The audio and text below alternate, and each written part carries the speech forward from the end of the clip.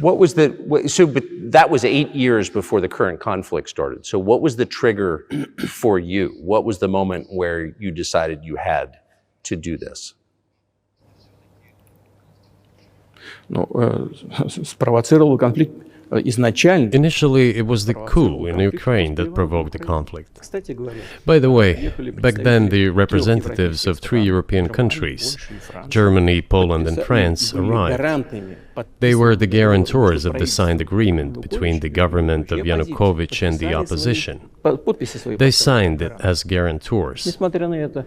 Despite that, the opposition committed a coup, and all these countries pretended that they didn't remember that they were guarantors of the peaceful settlement. They just threw it in the stove right away, and nobody recalls that.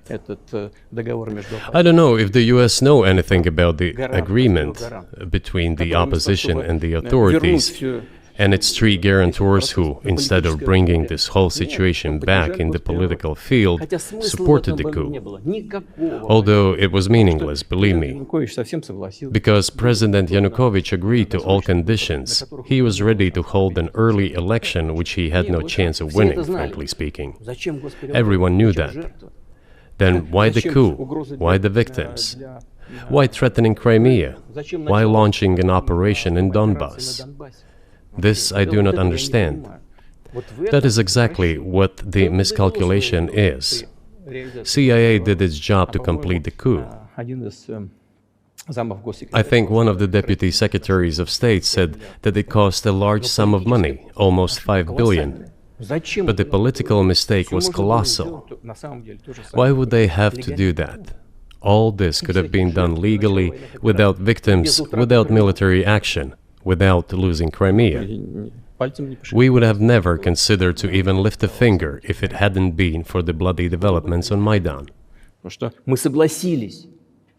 Because we agreed with the fact that after the collapse of the Soviet Union, our borders should be along the borders of former Union's republics. We agreed to that. But we never agreed to NATO's expansion, and moreover, we never agreed that Ukraine would be in NATO. We did not agree to NATO bases there without any discussion with us. For decades, we kept asking, don't do this, don't do that. And what triggered the latest events? Firstly, the current Ukrainian leadership declared that it would not implement the Minsk agreements, which had been signed, as you know, after the events of 2014 in Minsk, where the plan of peaceful settlement in Donbass was set forth.